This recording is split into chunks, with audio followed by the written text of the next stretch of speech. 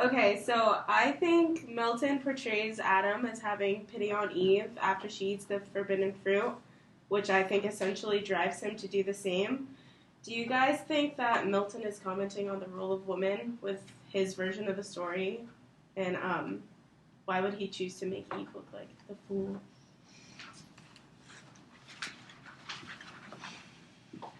I honestly think it's not so much pity that drives him to do it. I'd say it's much more akin to, I'd say lust, actually, like we were talking about in class, that does it. It's, he's overtaken by female charm, it says, around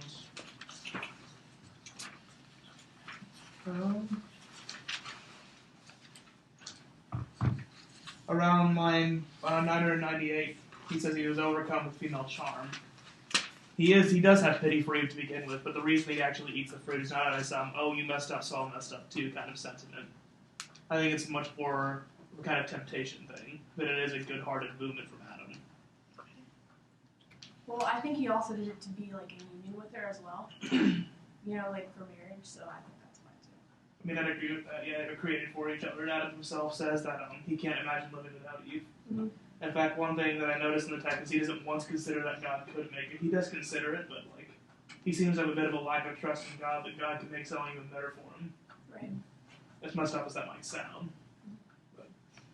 And around line 9:15, he says, "Bone of my bone thou art, and from thy state mine never shall be parted, bliss or woe." So it goes back to what you said about marriage, like the vows that they make to each other. I think in that instance, he's saying, I will fall with you because I love you, and we should be this is before he even eats the fruit and has the lust that you say he has.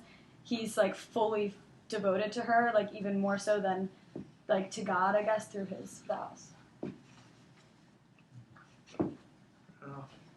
Yeah, I agree. I saw it more as love and not necessarily pity. I saw that he loves her so much that he wants to stay with her. But I think he also realizes that nothing is going to happen to them. So since he mentions on how he knows that God wouldn't kill them, basically, I forgot what line this was on.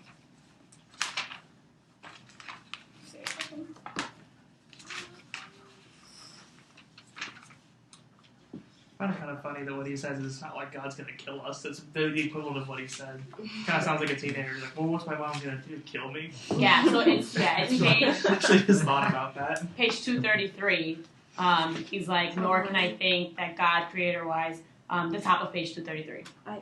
Is it like 9? Line 940, about there. Yeah. So, nor can I think that God, creator-wise, through threatening, will in earnest so destroy us, his prime creatures, dignify so high. So, he has no shame in doing what he's going to do because he knows that the consequences aren't going to be as they think they will be. Yeah, I put justify as that whole section because they're reassuring themselves about what they're doing, and that's why the union they both agreed on this, and that's it's the whole point of them being apart. I mean, being together with each other, so they have essentially each other's backs, even though that what they did was they knew that. Later we realized that they know the consequences of eating the fruit. So, and I think this is before Adam even eats the fruit, so he still has a very clear mindset. And so if he's thinking all this stuff, it's still knowing what true love is. So when he's making this decision based on love, it's not it's based on the fact that they are one together. So it's based on love, not pity. I find it interesting because I don't remember if this actually got brought up in class or not, but it doesn't seem like Adam actually uses reason in a good way to make this decision. I think Adam knows from the beginning that he's making the wrong choice, actually. Or else he wouldn't have to justify it to himself for 3 pages. He spends 3 pages being yeah. And it does nothing bad comes back from it. God's not going to kill me, is he? Sounds like someone who's about to do a really, really bad thing or some stupid stunt and then instantly regret it. Kind of what happens, but. My question kind of relates to this one, so it might be able to flow right now. If I ask it now, I don't know if that's okay. Yeah, go for it. So my question was asking, I asked in lines 914 to 916. We kind of mentioned it already. He says, "The link of nature draw me, flesh of flesh, bone of my bone, thou art, and from thy state mine shall never be parted, bliss or woe." So Adam's saying that he will do as Eve has done because they are one, like we have said. So would him eating the fruit actually be thought of as just a sin, or could it also be considered an act of love? Kind of what we were saying before, like my OQ actually, for the last class was about this. I was wondering the same thing. I'd be inclined to say it is not an act of love. I think he might be under the illusion that it is, but I don't think that it is, because love should never involve going against your nature, or it should never involve having to do something that you know is wrong for the other person. I mean, I can hear it for a good purpose, but he still went against God. Yeah. So that's why it's still considered a sin. Yeah, so in itself it's still a sin, but the intention, I guess, is still to help Eve achieve what is good for her. Like, he knows that she can't do it alone, and that he has to. He is made for her, and she is made for him. Like, it's the companionship going on. So, like, he has to do this. So, in that regard, I feel like it is kind of love. The intention's there, and while the act itself is wrong, the intention, I don't know, does that change the act in any way? Well, I think we're kind of misjudging the intention a little bit too, and it's a different situation than even with people today, because it said that Adam was made for God.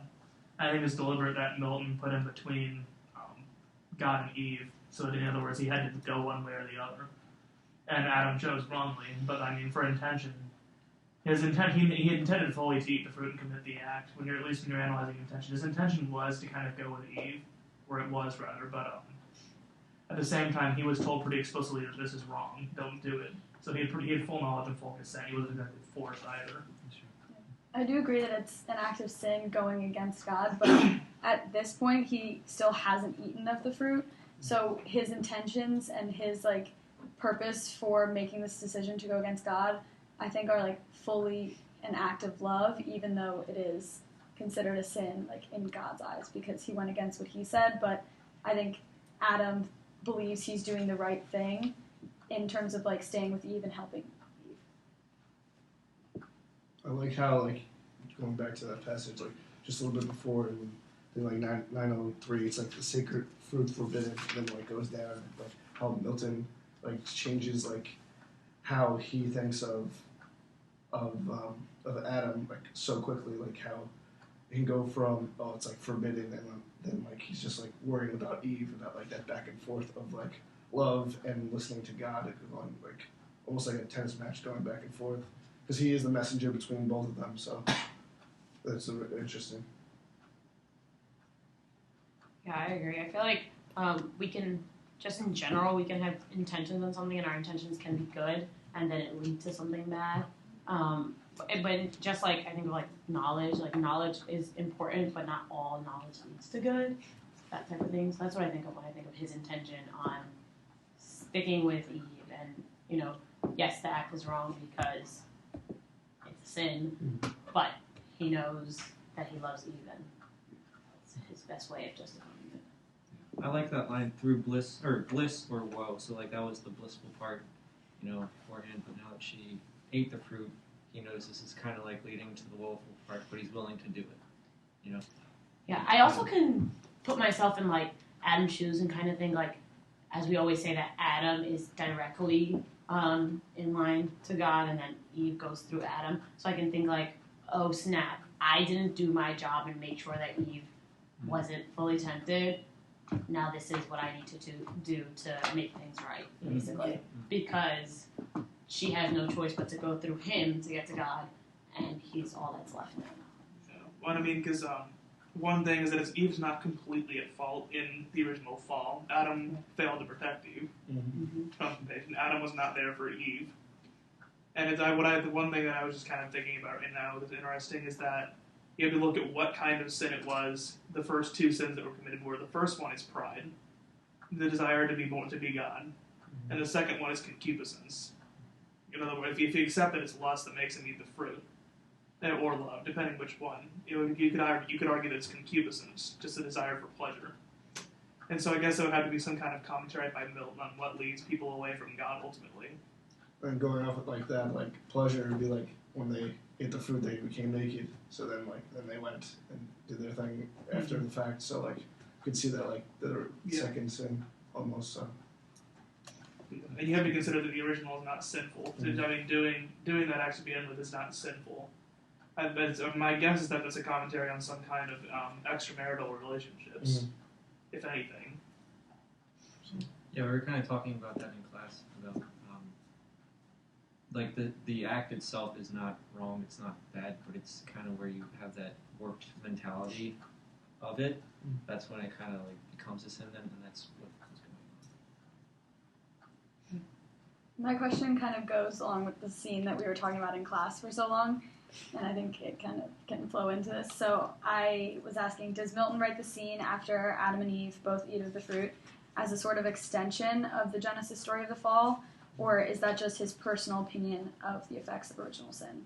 When he writes the scene when Adam at like 10:27, but come so well refreshed, now let us play as meat is after such delicious fare. Like when they're like going in the garden and like lusting for each other, is that like kind of like an extra scene that we don't see in the Bible that Milton's trying to like help us understand, or is it his opinion on how humans would react to eating the fruit? I like your question because like I kind of think that it's like Milton's like own take and like him shaping his own version of this whole debacle of eating the fruit, and like how being like the author, like we learned about him referencing Columbus. So I mean, obviously at America. So like, obviously he wants to put in his own take into this book from what we've learned so far, like throughout history. So I mean, that's like his way of like taking apart what we know already and filling it with like his like wisdom or his like creativity or maybe not even creativity, his way of thinking or from what he's already learned. So, granted, this is in 15th century, right? So I think 16th century. 16. So yeah, around so Renaissance period. So pretty much his like painting the picture is like how he wants us to think of something differently than it already is. That we already learned. So. Yeah, I agree with that, and I also saw it as like more details so that we can like, if you just ended it as now they played, that's it, period. Like, all right, this is the end of it. Like, now, yeah, you figure it out after that. I think that this just helps us understand like the shame that they had afterwards, and also like the fall of innocence. I think that without all of this, I think we would be like, well, then what's next? Is everything just okay now? Type of thing. But I think, especially comparing this description of when they made love or played compared to in the beginning, I think this is just a good like, oh look, everything did change after they sinned. I think it's a kind of odd reverse version of science fiction. In the science fiction uses science fiction uses the future to teach us about the present. I think this is using the past to teach us about the present. I don't think he's so much just adding things that he thinks happened, because there's obviously no way he can know that or even theorize about that. I think what it is he's trying to provide a commentary on the state of man currently as to what leads him away from God and caused him to fall. It's because what caused him to fall to begin with is still around today. We're still fallen. Still fallen. And so I think this is Milton's take on saying what actually leads men away from God. And I guess in a way this is his little miniature version of the Screwtape Letters, if anyone has read that. Yeah. Where, if anyone hasn't, it's basically C.S. Lewis writing a series of letters from an older devil to his nephew, who's a tempter for humanity. And so it's basically a commentary on sin, this whole thing, and how people can get tempted. So that's a good point about. He is really speaking about human nature. Like this whole book is, about the fall of man and everything. So of course it's going to speak to human nature, but I guess it's kind of what makes this a work of art and a classic. Early like first day of classes we were talking about what makes a classic, and I think it's because we can, even though it's hundreds of years old, we can still relate to it because it speaks to us, and tells us something about ourselves, and that the fact that we can connect to someone who lived hundreds of years ago, like it speaks to like what human nature is.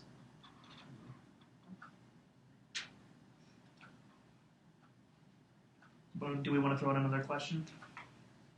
Does anyone have one that goes? Yeah, mine has to do with Adam specifically. In book 9, which we've been looking at, Adam sounds like he's doing good when he decides to commit the sin with Eve because he loves her, as we mentioned.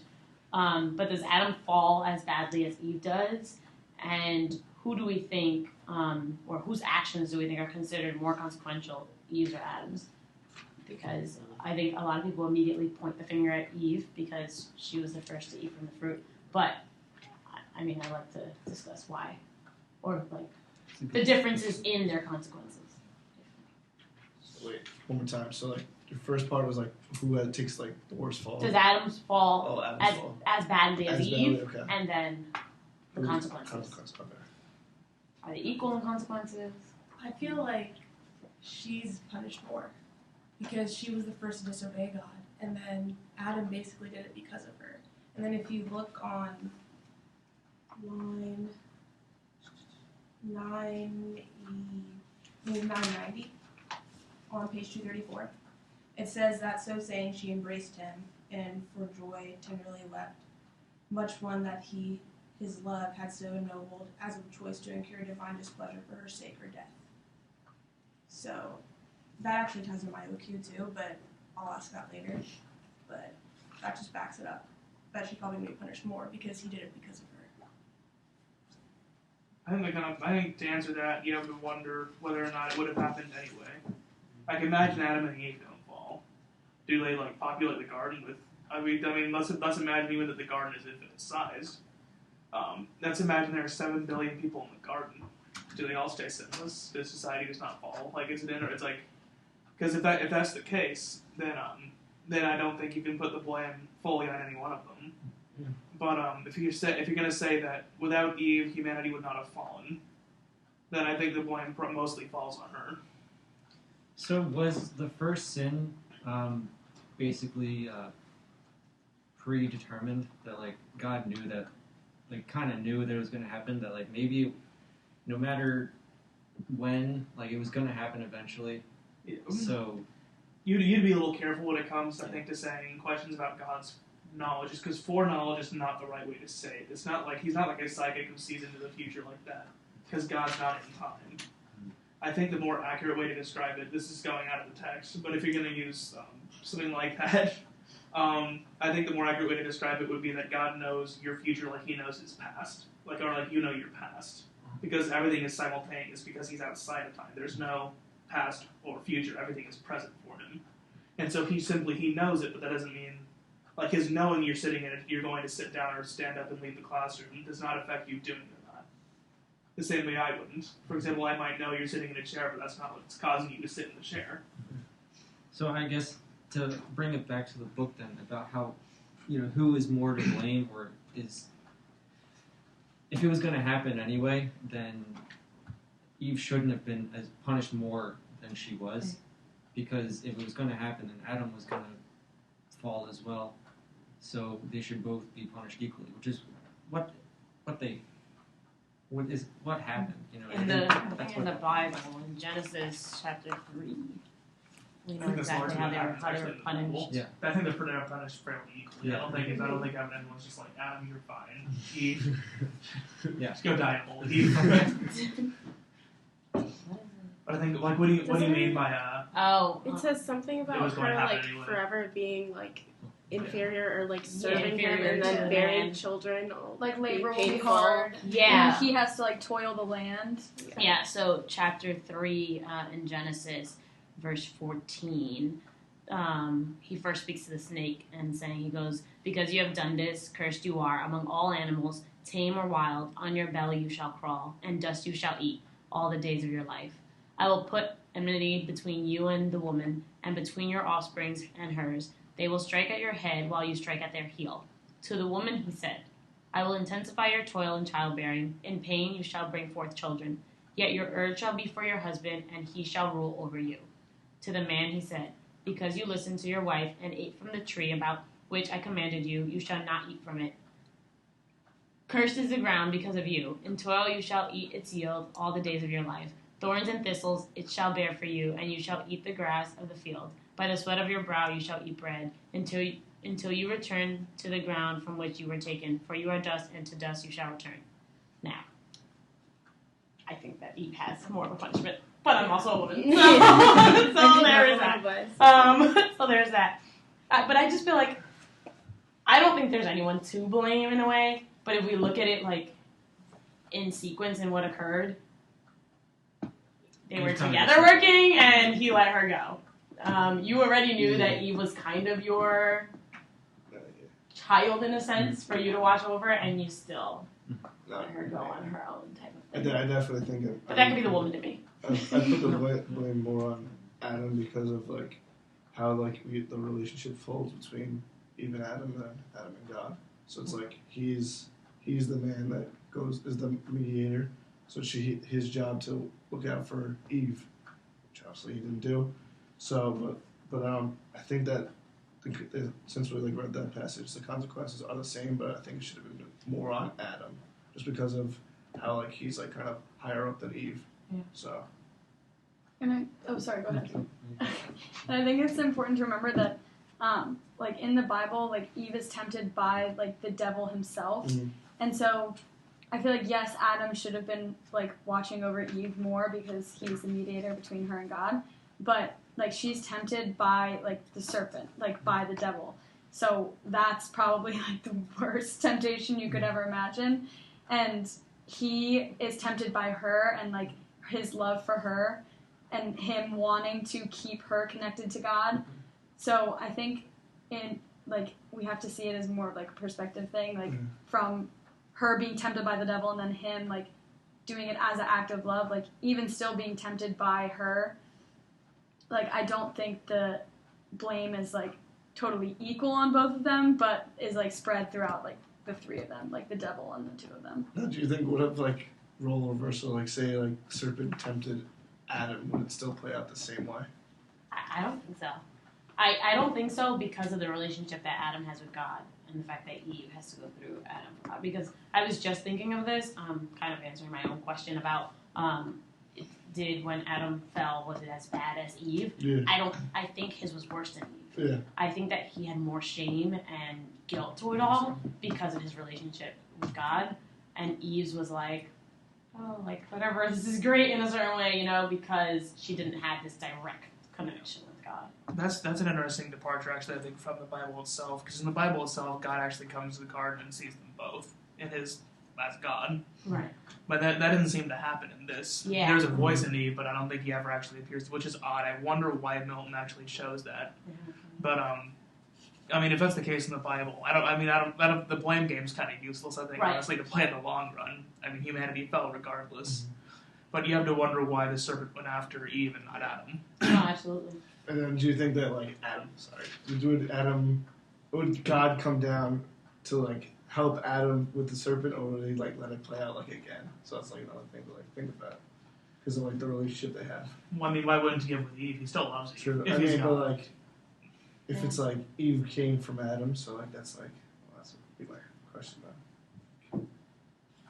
If it's because of he didn't want it to play out, or just because Eve came from Adam, so like how does God feel about Eve being equal with Adam at the time? I don't know. I think that regardless, I don't think God would have came down and stopped any of it. I think it's more like you had free will, now you make the decision, and whichever one you make will determine what I think that's how God was to begin with. I think God knew it was going to happen, but he still made us and gave us the choice. We obviously had the choice, and he has to respect that once he's given us the free will. That's the one thing that he doesn't seem to go against. And you raised a point about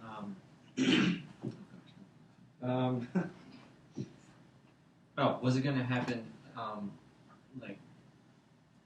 Was it going to happen anyway if it didn't happen the first time? This was the first time they were together. They were apart from each other, and this happened. So if that happened the first time they weren't together, then like they didn't know how to live apart from each other. So it probably would have happened anyway. So that's why I feel like Adam might be more responsible then, because he. Gosh, I lost my point. It's okay. Yeah. You want me to throw in another question? Sure. Alright. So one I've got is what changed after they made love after eating the fruit. In other words, it seems like it's a very good thing until they wake up after making love, and then it just suddenly changes. I mean, you get hints of shadow. You get hints of like shadow and such when they're doing it after they've eaten the fruit. But it just seems like a complete 180. At first, you're like, oh my goodness, this is better than anything I've ever experienced. And then literally within like 15 lines, they're like, oh my goodness, what have we done? They wake up and behold each other naked and all this kind of thing. And it seems like an odd... with Milton adding that, because in the Bible, they eat the fruit, and then they suddenly see that they're naked and they're shameful. None of this happens in the Bible with them making love in the forest or anything like that.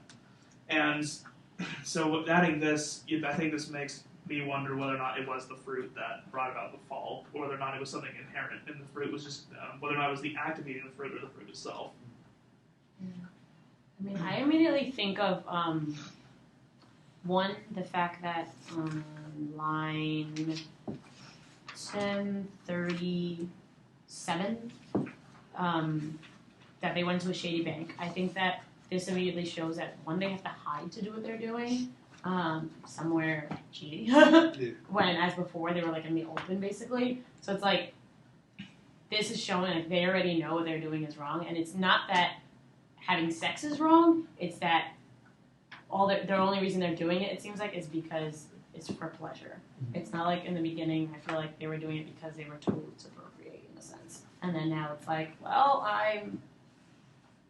you look really good. Like Adam was talking about how good Eve looked and yada, yada, yada. Like, let's go. And then afterwards it's like, wow, we did this for the wrong reason. But then, yeah, he thinks that that's all I can think she's of. more attractive now. Because like he's looking more at like her physical attributes rather than an inside, true love.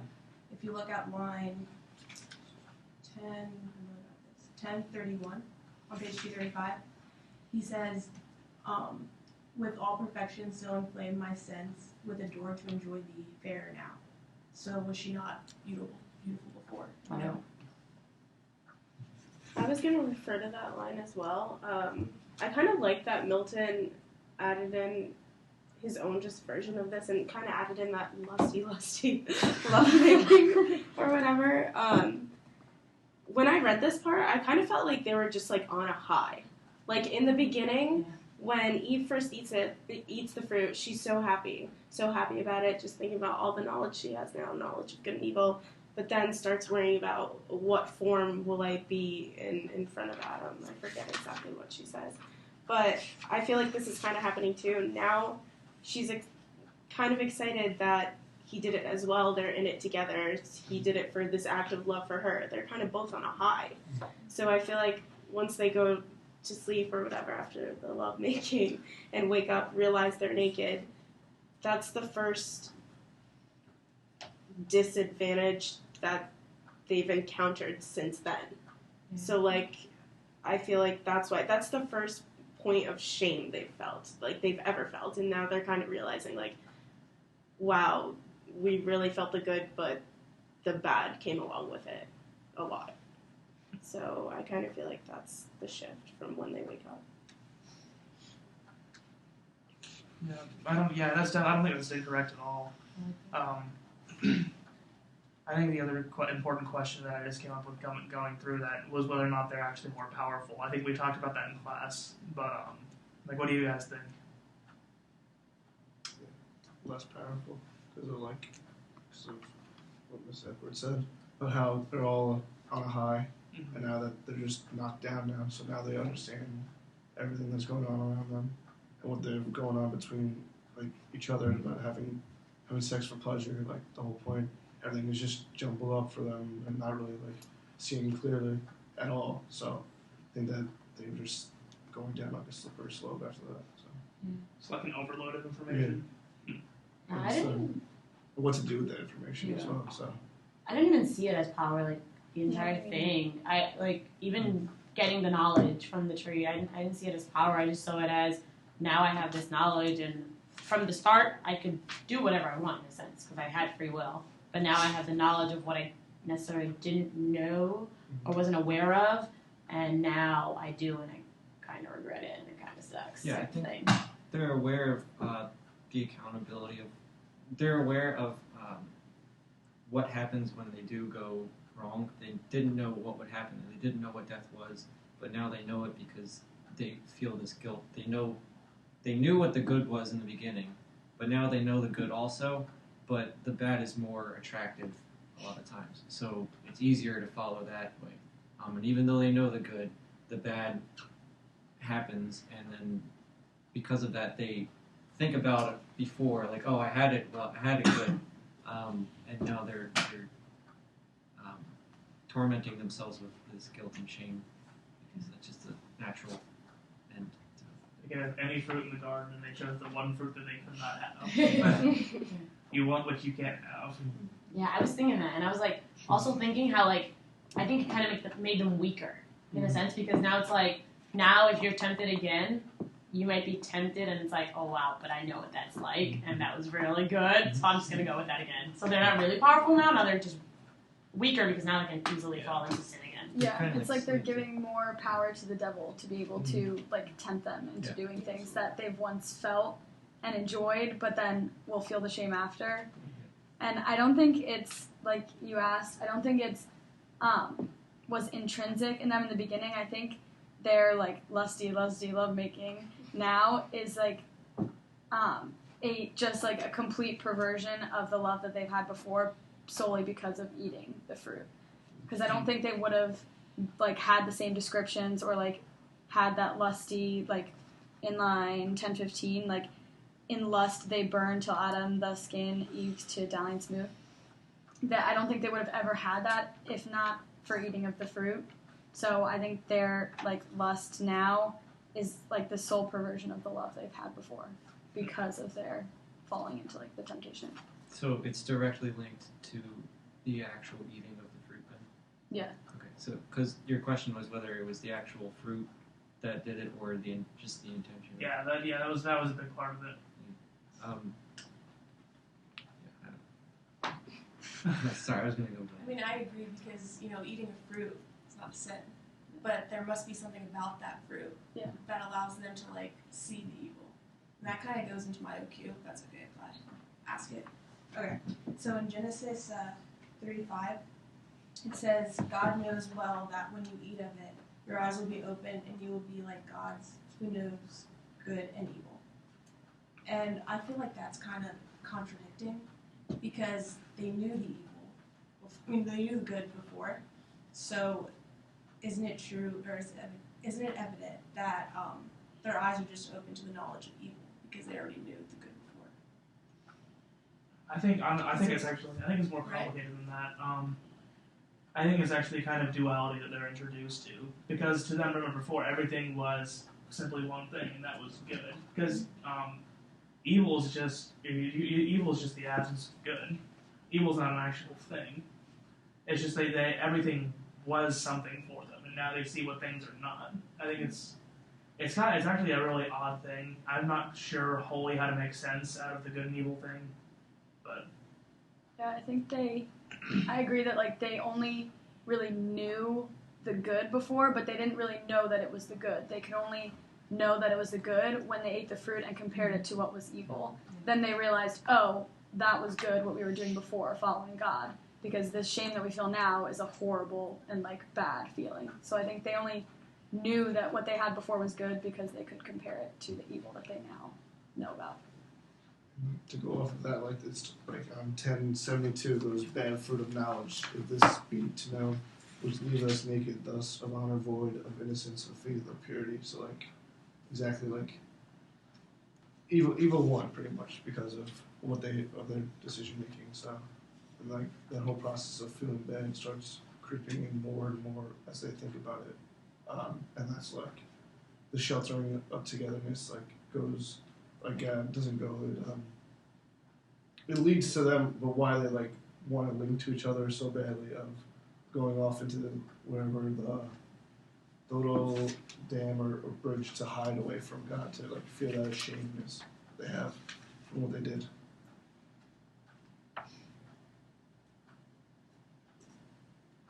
I think one last thing on that. I don't remember if I actually said this in class or not, but pertaining to the eating of the fruit and what they gained and what they lost, I was going to agree with Sanchez and say that they lost power in that.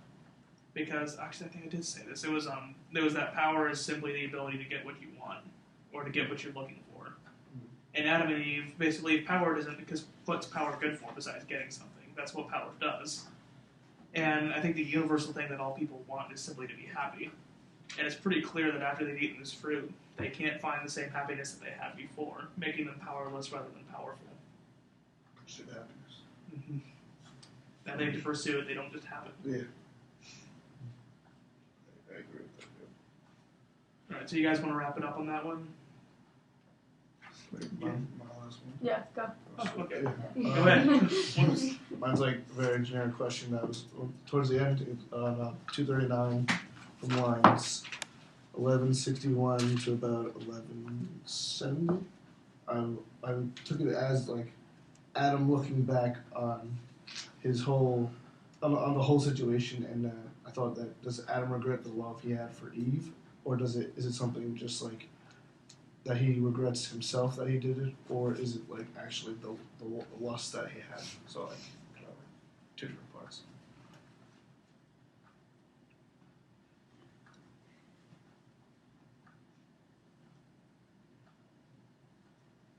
You repeat that? Yeah. So like, I'll rephrase it. So like in that section, does Adam regret the love he had for Eve because of what happened followed? Like, like as the situation played out, like I took it as like Adam just like talking like to himself about like the whole situation, and then thinking that I thought like he was like pretty much blaming Eve for what happened, and like he goes, is this the love? Is this the recompness of mine to the ungrateful Eve express immutable where thou were lost, not I? So like I took that as that he's like pretty much putting the whole entire like situation on Eve, and that like everything was lost because of what happened. Like the immortal bliss, like they lost everything, and like he's putting it on pretty much Eve.